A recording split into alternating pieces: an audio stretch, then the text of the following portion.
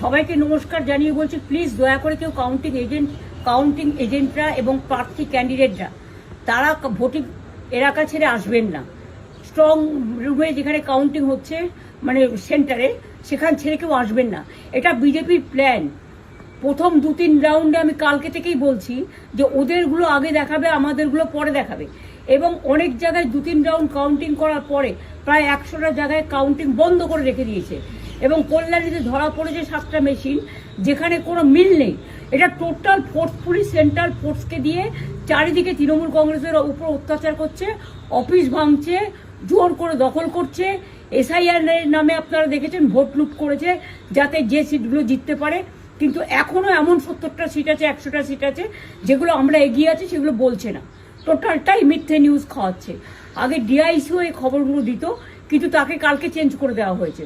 টোটালটাই election commission নিজের ইচ্ছে মতো খেলছে, এবং সাথে কেন্দ্রীয় বাহিনীকে নিয়ে। এবং আমাদের পুলিশরা টোটাল মাথা নত করে কেন্দ্রীয় বাহিনীর আন্ডারে কাজ করছে। সুতরাং আমি আমাদের কাউন্টিং এজেন্টদের, আমাদের সমস্ত পার্টির কর্মীদের বলবো, অত মন খারাপ করার কারণ নেই। আমি বলেছিলাম সূর্যাস্ত পরে আপনারা জিতবেন।